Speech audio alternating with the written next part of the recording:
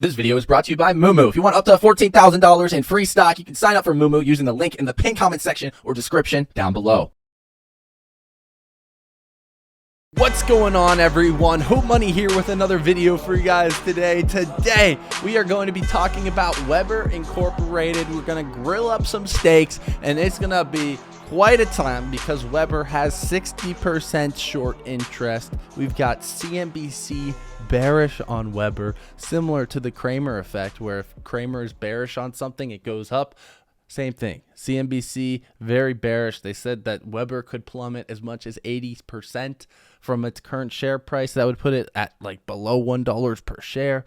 Guys, this isn't going to happen. We're going to go to the freaking moon. We got 60% short interest. We're going to engage indoor sunglasses real quick, because WEBR is set up like an absolute dime. Now, if you're in Hootmoney trade alerts or you followed the video last week, you absolutely bagged up on WEBR. We saw some people commenting that they got 500% gains on call options. Well, I'm here to tell you guys that WEBR is far from over. In fact, it is just getting started. So I am adding on these dips. I am still bullish. I hope you guys are too. And if you're bullish on WEBR, drop a like on today's video. Also, if you wanted to join Hootmoney trade alerts to bag up on WEBR and other short squeeze day trade type plays, you can do so using the link below in the description or pinned comment section. As you guys saw, we just posted some of the gains that we have seen over there on Hootmoney trade alerts. But with that being said, let's just jump right into it. So, weekly chart on WEBR, not really giving off buy signals. The one thing that we are seeing here on Market Cipher is big blue wave, small blue wave. I use Market Cipher to do technical analysis. Up here has Lux algorithm as well. I'm a cheater. I use algos, whatever. As you guys can see though, weekly chart doesn't really have anything there, but there is definitely still room to go. Since this chart started back here September, it has pretty much only gone down, right? So we have yet to see anything on this longer term chart to go up. And it's funny how there's so many stocks that are just like this, you know, they just only go down. Oh yeah, wonder what that could be. Anyways, if we move into the 6-day chart, that's the first time, the longest time frame that we've actually seen a buy signal there on the Lux algo. So that is a good sign. I think 2-day chart as well is coming off a strong buy signal as of Friday or Thursday right there. And then if we go, Friday and Thursday was the last 2-day candle. And then if we go down to the daily chart, the buy signal was right over here. That was on August 8th. And it's now in some upwards momentum. If we're actually looking at Market Cipher B, it is saying that momentum should be cooling off on this daily chart, as we did get that red dot. However, if we do zoom out, you can see that it's basically been red money flow for such a quite long time, and we're finally going into green money flow right now. And that could mean that should mean that we should get some more bullish pressure, right? We are in for some bullish pressure. That's exactly what it means, right? I mean, it's never seen any bullish pressure ever, right? And we're now seeing it here with volume. As you guys can see, last few days have had very high volume. This is far from over, my friends. I do believe that they are trying to pump some other stocks. APRN, I'm definitely bullish on APRN. However, short interest did come down to 30% on that. And it just so happened to be the stock that is up today, while WEBR is down another 5%, taking some of the eyes away from WEBR. I'm not going to say that they're pumping it because they covered. Now they're trying to distract from WEBR. I don't really know what to tell you guys there, but I think it is a possibility. Here you can see there is a sell signal on that 4-hour chart. VWAP is starting to curve back up on Market Cipher. Doesn't have to consolidate too crazy. As you guys can see, the purple demand zone right here would be where you do want to pick up shares. It got down really deep to about 772 this morning. 750 would be that ultimate loading zone for the WEBR short squeeze. We move into the hourly chart. You guys can see sell signal was all the way back here, all the way at the top around 11, and that was in pre-market on Friday. It has been coming down ever since. We're starting to see more bullish pressure here today as it is bouncing off that demand zone. Typically what we'll see in these situations is likely one more shakeout down to about 750 just to get every weak hand out before they take it up to the next level. They love to do that. That's a potential situation, right? And then the bearish scenario would be if this turns into like some head and shoulders pattern and it comes down off of that. I don't think that's going to happen. This has 60% short interest. Every other highly shorted stock has pretty much ran besides this one. There's literally no excuse for Weber to not run, or apes have literally failed themselves. So if we're going into a more micro time frame here, the 15-minute chart just got that buy signal right there, but I would say still wait for that purple area to enter, because that is the best spot to enter, right? And even though I think it's going a lot higher than 841, you don't want to be caught getting that immediate knife as soon as you enter. So that's why it's always good to wait for that purple area demand zone to get the best entries there. It is over the VWAP now. It's starting to look a little bit more bullish on the intraday chart. And we got tons of call options. As you guys saw, there was this huge spike up from 771 all the way to 920 as of this morning. That's a big gain, guys. That's about, what, 15 to 20% gains within just a few minutes there. With that, we actually got a bit more institutional flow to come out of it.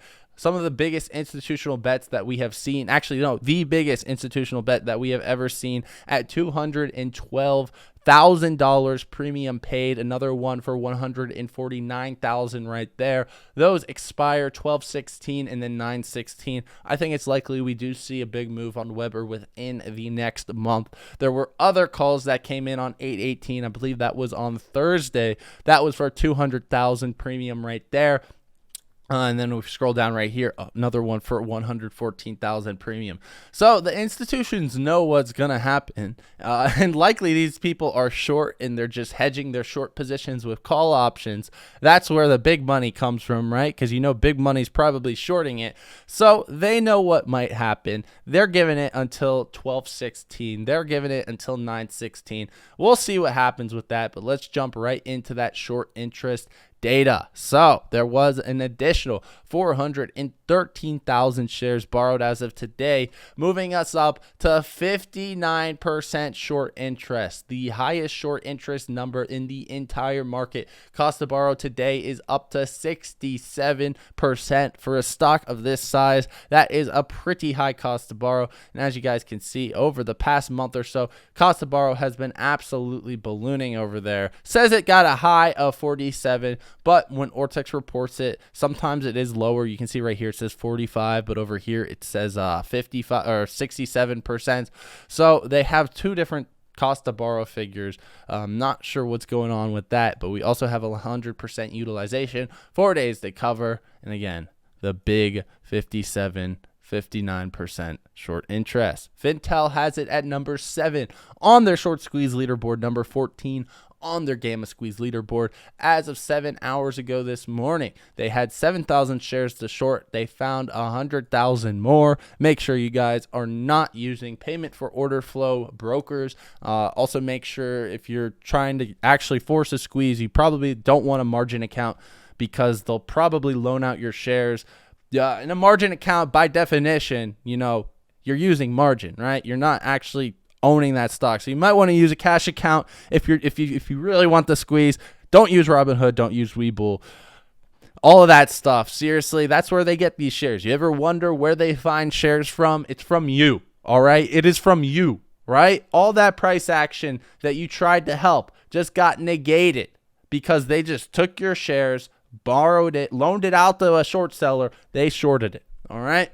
So don't use those payment for order flow brokers. Try to route directly to the exchange if possible. We're still at 40% cost to borrow there on Fintel. Short exempt volume was a new high yesterday at 328,000. That was actually on Friday. And then on Thursday was at 173,000. Guys, the whole reason for the huge amount of short exempts on Thursday was to put options out of the money. We've seen this time and time again, hitting that max pain value. You can see that on Thursday, this ran up to $12 per share, and they tanked it down to going red as soon as the market opened with this big dump right there. There would have been a ton of call options, especially at that $10 strike price as it was trending around that point on Thursday before the bell, and they just wrecked it, right? Market makers love to do that. That's why shares are always the best, or those deep in the money contracts that always do get exercised. Right now, we're seeing that momentum pick up again. And guys, I think $12, which is about a 50% increase from the current share price, I mean, I think that's a no-brainer. I think this is hitting 12 like this week. Not even joking. Like, seriously, guys. WEBR's juice. It's 60% short interest. You don't see this as much. Bed Bath & Beyond hit $30 per share. That went up 500% from the $5 per share low. It had about 50% short interest. This has 60. All right, so apes should not ignore this. It's crazy. On top of that, they have a very small float. 17.63 million shares. Apron does have a slightly smaller float, around, I think it's around 8 million shares. Forgive me if I'm wrong, but this is still an absolutely micro float. Let's just compare it to like Bed Bath & Beyond, right? This has higher short interest, lower market cap, meaning that it could move more potentially, and it has a much lower float. Bed Bath & Beyond has 69 million shares. So you're seeing what I'm getting at. This is just an absolutely juiced up setup right here. If we're looking at the option flow, there were some puts that did come in towards the recent parts of the day as we do move up. That's just some classic hedging right there. But what we did see was these insane premium bets, probably somewhat overlapping with these institutional bets. That's a $10 strike right there for 12.16. Let's check. No, I mean, no. Not even seeing that bet right there, that big institutional bet. So it's bullish on top of the institutions. I mean, 400,000 there, 288,000 there. If we pull up the charts, it is overall 87% bullish, and most bulls are going for September 16th and going for that $10 strike price. Those options do not help out the short squeeze, believe it or not. Unless $10 goes in the money and stays in the money, as long as it's out of the money, they're not going to be hedging those contracts with shares. So it's not going to be helping the short squeeze. So understand that if you're in it, but it is always great to see that very bullish flow. Here we can see the Greeks. We got a $10 max pain on Apron. This is huge. This is for September. This is probably because of the price action that we saw last week. But this also implies that the market makers are going to try to drive the price to $10 per share, because $10 per share on 9/16 is the price where the most amount of call buyers and put buyers lose money. So market makers will naturally try to drive it to that price, right? And that is above the current share price of $8.41.